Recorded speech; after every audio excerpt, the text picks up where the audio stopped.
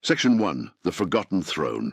They told you to be kind, to be humble, to be small, enough to fit inside their expectations. They called it feminine, they called it good, but what they really meant was obedient. From the moment you opened your eyes, they trained you to give, to serve, to nurture, to please, and somewhere along the way you forgot that you were born to rule. You became the caretaker of everyone else's dreams, the healer of everyone else's wounds. But who healed you? Alan Watts once said, "You are the universe experiencing itself, and if that's true, then tell me, why do you bow to the world when the world itself is inside you?" You were not created to chase.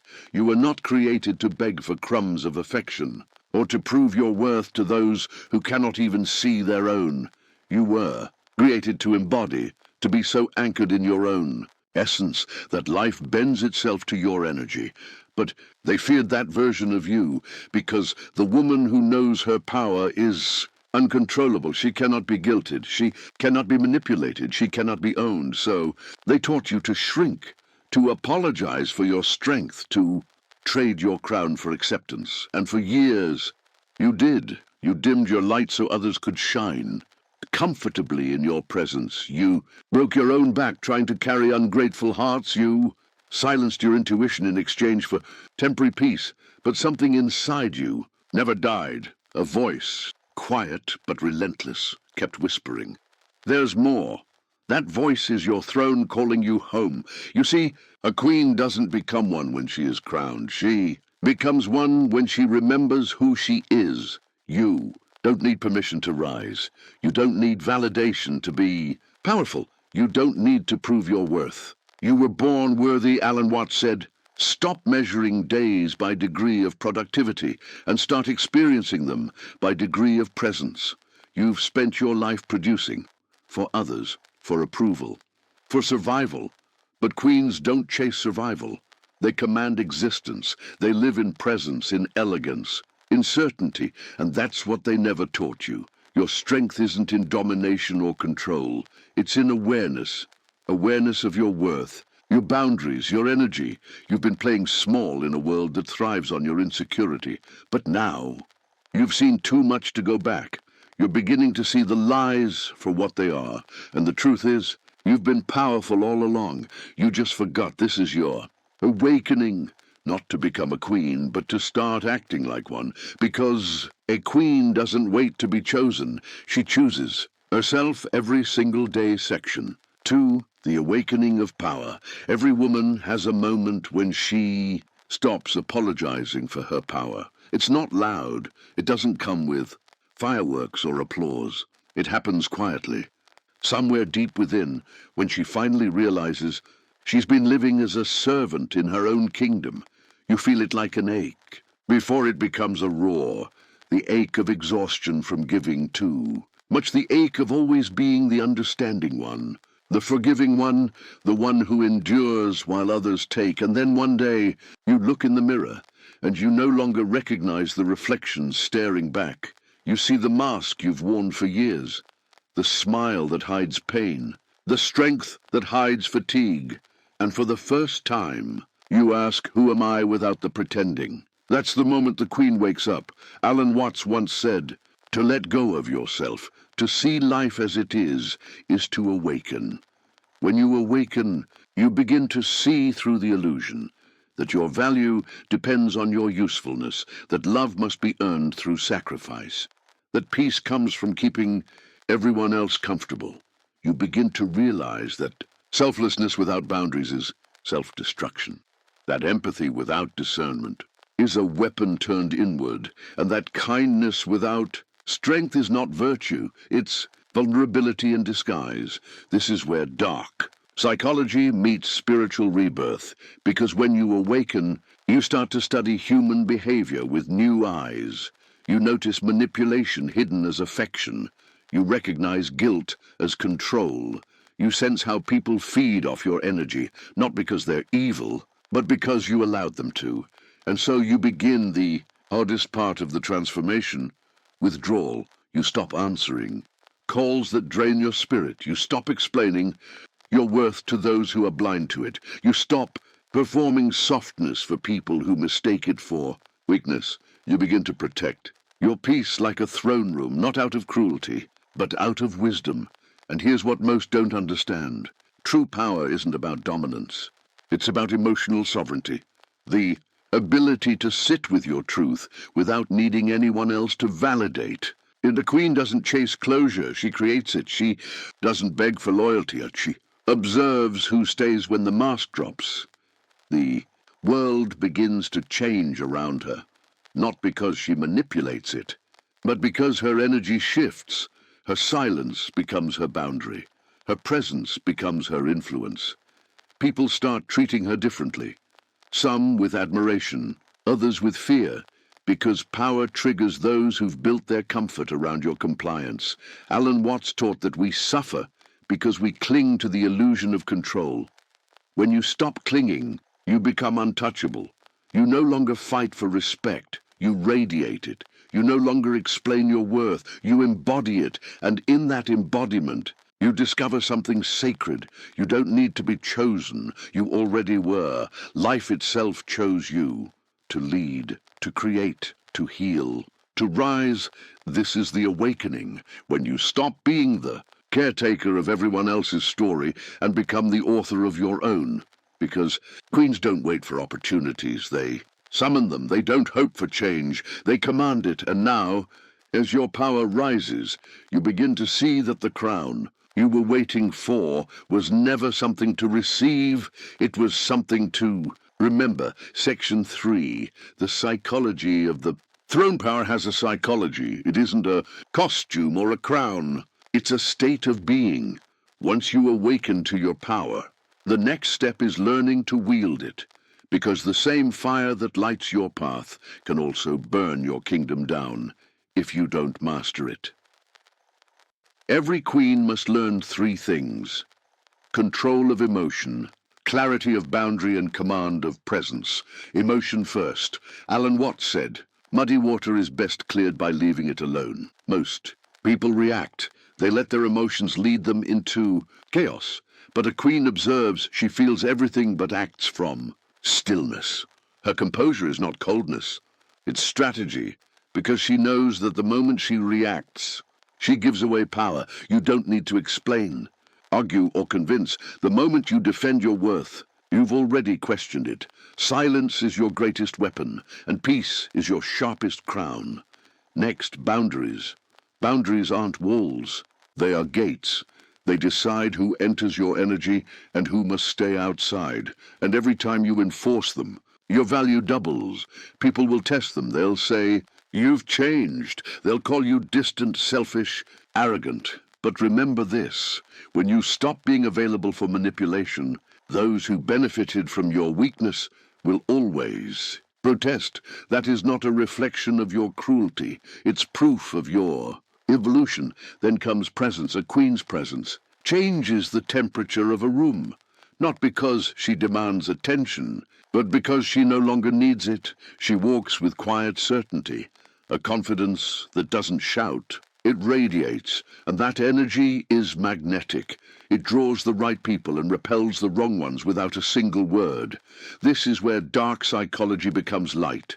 You stop playing their game, and instead they start playing yours, because power isn't about controlling others. It's about mastering yourself so completely that no one can control you.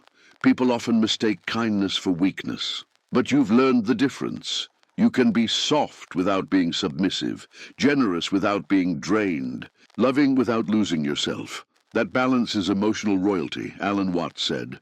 Trying to define yourself is like trying to bite your own teeth. You no longer define yourself through titles, appearances, or approval. You express yourself through truth, through movement, through the quiet decisions no one sees. And soon you start to notice something extraordinary. When you sit fully in your power, life reorganizes around it. The chaos outside begins to dissolve. The wrong people fall away. The right opportunities appear effortlessly. Not because you're lucky, but because your energy has become pure signal. No noise. That's the psychology of the throne. Power through peace, authority through alignment, influence through authenticity. You no longer chase control. You embody it. You no longer need to prove your worth. Not you live it. A queen does not fight for her place. She takes her seat in the world. Adjusts. Section 4. The price of the crown. Every crown has a cost, and every woman who chooses to rise must pay it in full. They don't tell you this part, the silence that follows, power, the loneliness that creeps in when you stop being who the world wanted you to be, because the moment you sit on your throne, the applause fades, and the whispers begin. You'll be called cold for protecting your peace, arrogant for standing tall, heartless for refusing, to beg for love that should have been freely given. But remember this, a queen is not here to be liked. She is here to be respected, and respect never comes without resistance. Alan Watts once said, "The more a thing tends to be permanent, the more it tends to be lifeless. When you begin to rise, everything lifeless falls away. Friendships that were built on convenience, not lovers who only loved your submission, people who only stayed because you made yourself small, enough for their comfort, they will fall away, not because you became someone else, but because you finally became yourself. And that's the price of the crown. You'll sit in solitude and question your sanity. You'll feel the ache of isolation and the sting of misunderstanding. But in that silence, you'll also feel something you've never felt before, clarity. You'll see the world for what it is, theater of masks, and you'll finally understand that most people fear authenticity because it exposes their performance. Dark psychology teaches us this truth. The moment you stop being manipulable, you become a threat, because people who live by control can't survive in the presence of those who live by truth. You'll be tested, not once, but endlessly. Every time you enforce a boundary, the universe will ask, "Are you sure you're ready to live without what you've outgrown?" And your answer must be silence, the silence of self-trust. You'll learn to walk away without slamming doors. 2. Forgive without allowing re-entry. 2. Love from distance without needing recognition. This is where the crown becomes heavy, not on your head, but on your heart, because the higher you rise, the fewer will understand your language. You'll have to learn to sit with your own greatness without diluting it to make others comfortable. You'll have to embrace solitude, not as punishment, but as refinement. Alan Watts said, "You are an aperture through which the universe is looking at itself." So understand this. Your solitude is not emptiness, it's expansion. You are widening the space through which the universe experiences itself. Your isolation isn't rejection, it's initiation. It's the sacred silence. Before the symphony, every queen must walk through this valley, the space between who she was and who she is becoming. It's where humility meets divinity. It's where pain transforms into wisdom. And on the other side of that loneliness, you will emerge untouchable, because the price of the crown isn't just loss, it's transformation. You will lose the version of yourself that needed validation and gain the version that commands reality itself. You'll stop chasing peace because you are peace. You'll stop craving love because you embody it. You'll stop fearing solitude because you've realized that you were never truly alone. You are the entire kingdom. And once you understand that, the crown no longer feels heavy, it feels like home. Section 5. The Reign. Embodying your divinity and creating legacy. Reign begins the moment you stop waiting for life to crown you, and you realize you were the crown all along. This is not about ego, it's about embodiment. It's about walking as the woman who remembers that she is the universe. Dressed in human form, Alan Watts once said, "You do not come into this world. You come out of it like a wave from the ocean. You are not separate from the power you seek. You are that power, temporarily disguised as flesh, bone, and breath. When you live with that knowing, everything changes. You stop moving from desperation and start moving from divine rhythm. You no longer chase purpose. You radiate it. You no longer seek abundance. You attract it. Because what you embody, you inevitably create. This is the stage where mastery begins, not the kind built on noise or performance, but the kind born of stillness. You speak less, but every word carries weight. You act less, but every action creates ripples.